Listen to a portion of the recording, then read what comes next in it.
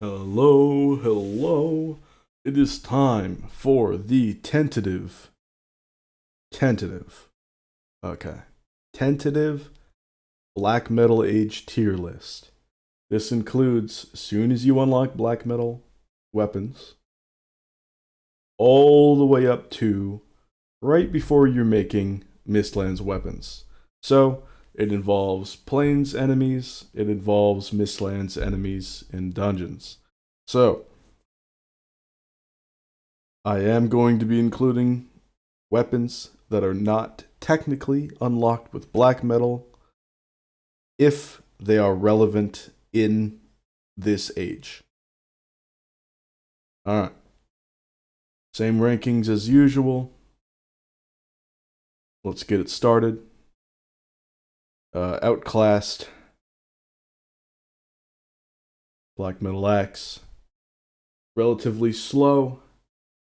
Does the same sort of thing as the Black Metal Sword, but slower, a little bit more attack, and now has a fancy new middle mouse. It is fancy and new, but it is also slow. And the verticality is not good enough. There are other weapons, items, things that deal with verticality better than Black Metal Axe. It is still just a slower version of other weapons, so it remains in outclassed tier. Now, next. Porcupine. Look what you did to my fucking boy. What have you done? What have you done? Now, it's not like I was ever a Porcupine main or anything. No, no, no. But I always had promise, I always had hope that they would find a way. They would have a way for the Porcupine to be relevant in the Mistlands, because it's not in the plains. It's got too much knockback for its own good.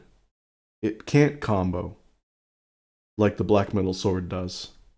It can't really kill things in 2 hits like that. The piercing is irrelevant on locks because you can just use Black Metal Atgeir and stagger lock them to death. And the pierce is not relevant in the Mistlands because pretty much every mob resists pierce. Well, all the seeker types. And the Dvergr are just cheesable, so not really relevant. Atgeir is also better on the Dvergr than that. So is the Frostner. Yeah. The Frostner has control. The Black Metal Sword has combo. Black Metal Atgeir is better at piercing.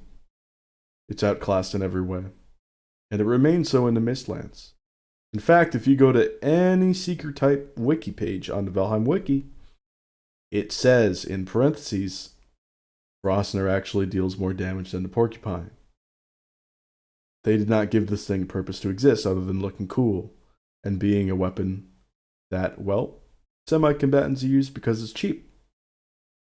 It's cheap and you can bring it kind of anywhere, but we're fighting enemies with the weapons and not the recipes. So I don't really care how cheap something is.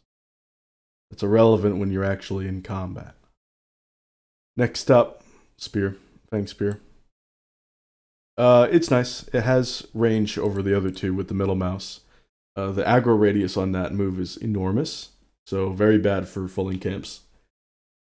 It's just outclassed by bow and Atgeir, and having those, having one extra inventory slot, who cares when the benefits are that strong?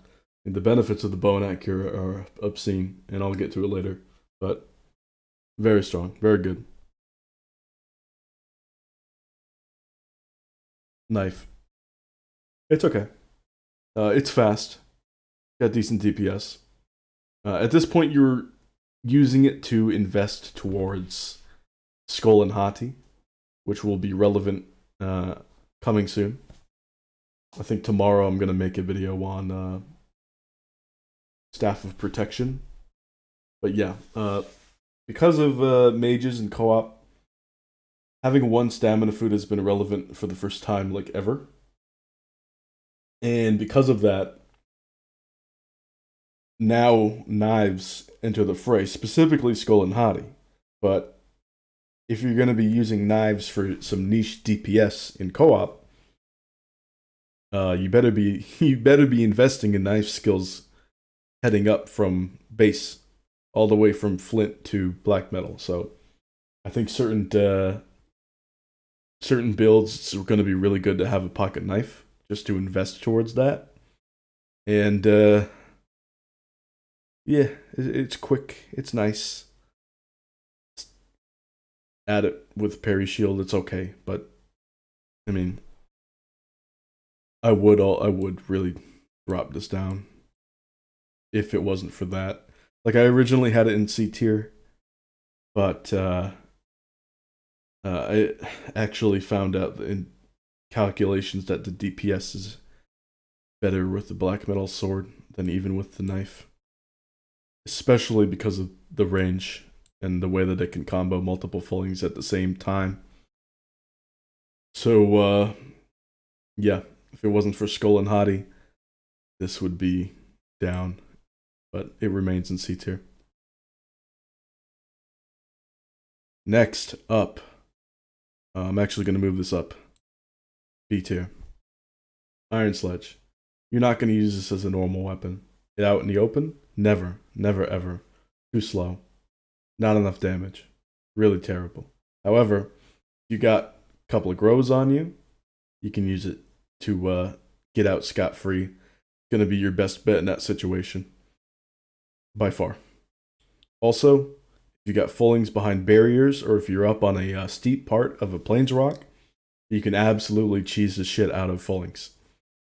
If you have a falling tower, you can absolutely cheese fallings through the tower with this Iron Sledge. So, because of its niche use and you being in those niches pretty decently often, it remains okay. You know, it's not bad. Next up, Crystal Battle Axe. I know I'm actually moving this down a tier. The poke, it's not bad, but it is outclassed.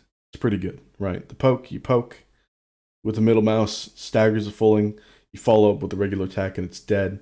If it's starred, you can just continue on, but it's so slow, and it is a little overkill.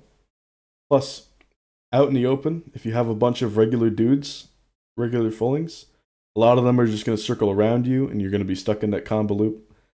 You're going to waste all that time and stamina, and they're going to just tap you on the back, and it's going to be no fun.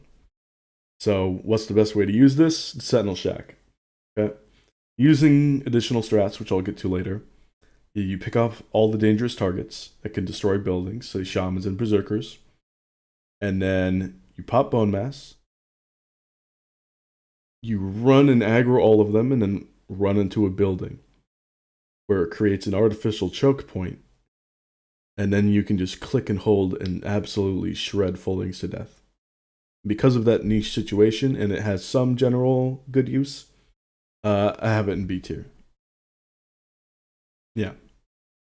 The problem is investing in axe levels is really bad right now because this doesn't hold up versus Seekers, because they resist physical, and because of the slow speed in the terrain, this suffers. Suffers a lot. Especially suffers versus Seeker Soldiers because it slows you down with its high move speed reduction, and you can't really get around to slamming a Seeker Soldier's booty butt with it in time solo. Multiplayer, it's alright. It's always been pretty great multiplayer. But a lot of things are outclassing it come Mistlands tier, so investing in axes, no good anymore.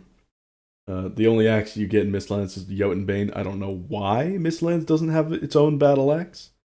I think a lightning battle axe would have been wonderful. But they decided no battle axe. So, yeah, not good. Something that I would add to C tier if it was here, Flesh Rippers. You have the kick. I mean, the kick is okay. You have a quick 1-2 kill, but again, as a DPS weapon, it's just outclassed by Black Metal Sword. And if you want the control of the kick, it's outclassed by Black Metal Atgeir Spin to Win. So, kind of in this weird situation where technically not that bad, but it's kind of not worth making, you know? I would actually put it in an outclass. What am I doing? It would go in outclass, because it is outclassed in every way. But, yeah, investment-wise, there's no way to invest in skills naturally without punching with your fists. There's no bronze tier, bronze claws added for some reason. They didn't add that in the Mistlands. I don't know why. And then there's nothing to invest towards. There's no new Mistlands fist weapon to invest towards with the Flesh Rippers. So it's painful. Painful in the Mistlands. And it's also painful everywhere else compared to other things. Outclassed. Next up, we're getting into the really juicy options. Black Metal Sword, A tier. This is just your king of reliable damage per stamina per opening. I say per opening because you have to only safely attack when there is a good opening. Otherwise, you're just going to get counter hit. You're going to trade hits. You're going to get ass blasted by some of these higher tier fullings. 2 stars, you're going to get ass blasted by your Seeker soldiers and your Starred Seekers and all of that. So, it being a damage option, not bad. Really good in co-op. It's the most solid, somewhat normal weapon that you have here. Also, investing in sword skills for Mistwalker and Necrom is really, really good. Especially the Mistwalker. But, yeah, it's pretty great to have, especially in co-op. But has no control. 0 control. Which is why there are certain things above it. So, specifically, high S tier, or high A tier, Frostner, and the Black Metal Atgeir. They're like interchangeable, but I would say they're on the same tier. They're on the same spot, tied. Black Metal Atgeir. Atgeirs are just incredible. The new Himinoffel is phenomenal. Clubs, there is no one-handed club for the Frostner, but the Frostner still holds up. Again, the low stamina provided by new builds with A tier mean that having a low stam frost option for melee is really nice in the Mistlands. It also holds up versus Seekers. You get to bonk middle mouse, kill them very well. Because of the AI change, benefits Frostner, and it does not benefit Black Metal Atgeir as well, or any Atgeir. It's still doable. It's still very, very good. It's just not as good as it used to be, because a lot of these enemies with the circling AI will just juke every now and then for no fucking reason. And because of that, they will juke your spin to win, and then they'll turn and counter, which is painful. You got to be ready for that. You got to be quick and ready for that. However, them circling is really good for Frostner, because you can run up to them. It's free flanking. You bonk, bonk, bonk. They're slowed down. They're controlled. Of course, frost damage 1.5 times with wet targets, which makes this technically the strongest one-hander of this age, with a total potential damage of 122. Not even calculating spirit damage, which is 9 higher than the highest damage ceiling potential of the Black Metal Sword and the Porcupine, and then also one damage point lower than the Black Metal Atgeir at 123. So wet targets, this is incredible. Of course, any returns trips to like swamps or whatever, this is going to dominate. But yeah, Mistlands does well against Seekers. This will do well against Dvergr, although I do recommend you cheese them. This can get it done no problem. Black Metal Atgeir, insane 6 times damage to stagger rate on the middle mouse. You're going to stagger fulling Berserkers and then go to Poke City and stagger lock them to death. Same thing with locks. It's just a phenomenal, phenomenal weapon. Even if you were, say, miss a stagger spin to win on a locks because of the circling AI, and it's like juking you. You don't even have to worry because it has a decent enough parry modifier where you can just parry a lock solo and it's not even a problem. Of course, spin to win, good in groups, good in tight areas like specific spots of the infested mines. Really good way to get a first opening kill on a Seeker or a Dvergr Mage. Maybe there's a healer and you want to kill it fast. Use this. Dagger lock it to death. And brace up because the Dvergr are brutal. S tier, you already knew it was coming. Draugr Fang, Huntsman Bow. I'm actually moving the Huntsman Bow above the Draugr Fang just because of how phenomenal that half the aggro is. So Huntsman Bow, it's got a 4 meter aggro radius instead of 8 meter, which is just phenomenal in the plains. You aggro only 1 locks out of a group of 3 if you hit its butt or its head, whichever one is farthest away from the middle. And you just pick them off one at a time and then use Atgeir once they get close. It's just no problem. Singling out fulling shamans, fulling berserkers from a group or a camp, not even a problem. Switch to Draugr Fang for the better DPS. With frost arrows, of course, frost arrows are obscene. The overall damage on neutral targets is high, extremely high, higher than even the needle arrows by quite some amounts. And it's going to shine and shine as you get higher and higher bow skills. Bow skills, as soon as you get like 50, you're styling. I mean, I'm running through the game with a new character, and I have bows level 30, and I don't even have the full root set. Full root set is going to increase your effective bows levels, which will make you fire at a higher rate, which means you will level bows faster with the root set. And so getting to 50 is really not going to be too bad for an experienced player. At that point, you're going to be shredding fulling berserkers. You use it, you're going to be shredding serpents as well, which is a great food leading up to the Mistlands. Speaking of Mistlands, Huntsman Bow is actually not as good because of the mist limited visibility. So I'm actually going to drop this down. They occupy the same spot, I would say. Same thing with Frostner and Black Metal Atgeir. Draugr Fang, of course, the high damage is just really good. The poison, it's just icing on the cake. Poison doesn't really stack. It does not stack. It has the illusion of stacking. That's just RNG. So sometimes you will hit a higher total number for your total poison tick, and it looks like, oh, the poison's stacking. No, poison doesn't stack, which sucks. Poison should stack. I don't know why it doesn't stack. But the utility in damage gain of poison on a bow lowers with how high your skill in bows is. So poison really becomes an icing on the cake. Let's say, what is it, 20 poison damage? Okay.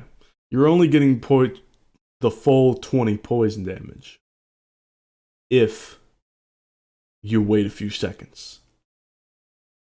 But well before those few seconds are over, your second shot has already hit the target. And then the poison tick resets. So you're losing 70 to 80% of that poison damage with each shot. It's gone permanently until the target dies. What the poison is really good at is just a little bit of extra damage. And if you notice that a fulling is really low after you've sneak shot it with a wood arrow, or whatever, maybe frost arrows on the berserker, you notice it's really low, you just be like, okay, the poison is going to kill it, and you just let the poison kill it. It is the icing on the cake. It'll save you an arrow here or there. It's nice. Just higher damage means higher DPS, which is more consistent. It's going to kill the target faster than the Huntsman Bow. So this is going to be very good with frost arrows against Seekers, Seeker Soldiers, and Gjall. Because Seeker Soldiers, they resist everything physical, which, well, frost is elemental, so that's great. Especially if those guys are wet and Mistlands is semi-aquatic. They will take 1.5 times frost damage and you will absolutely shred them. It's really good as well because Seeker Soldiers can't really climb up steep cliffs, so you can cheese them with frost arrows, Hitting their weak point, no problem. Very good. Generally, killing something before it can even have a chance to touch you is strong. Very strong. Yeah, it's great. Oh, hang on. I should mention, I forgot to mention, infested mines, ticks, secret broods, eggs, iron sledge. Amazing. Amazing at killing them. Boop, moving that up. Because iron sledge is just amazing. It also is really good at killing hares. When they try to juke you out. Nope, I've got an AoE weapon. Hares are dead. Phenomenal. Even if it slows you down. Again, it is so good in these weird niche situations. But you get yourself in these situations all the time. So I'm bumping that up. I consider this a must-have, must-make. You're gonna really want the Demolisher. Promise me. The upgraded version in the Mistlands, you want this. So having this around, I mean, this was useful in the swamps. This was useful in the mountains. This is useful in the plains a little bit. It's also useful in the Mistlands. That is 4 biomes worth of good. Now the problem now is Ymir Flesh is now gated behind Bone Mass at the Merchant. Terrible decision. I don't know why they did that. But hey, now it's really only useful in what? Frost caves, plains here and there. Sometimes mountain overworld when wolves can't really get you on a rock. You just cheese them. Plains and Mistlands for what I mentioned. Yeah, phenomenal. Anyway, that is the whole thing. They did Porcupine filthy. They did it dirty. I hate it. I hate that this weapon is so bad. It doesn't feel like it should be. It doesn't look like it should be. It has a special name and everything, and it does not deserve the disrespect that the devs gave it. Iron Sledge is the unsung hero. Iron Sledge is absolutely clutch. I feel really bad when people suffer because they have ticks or they leave eggs and then broods keep spawning. It's like, man, clear all those eggs out, get all that royal jelly, have that full efficiency with the Iron Sledge. Yeah. This is the tier list. I think that's everything here. Yeah. Alright. Thank you for watching. I'll see you guys some other time. Bye.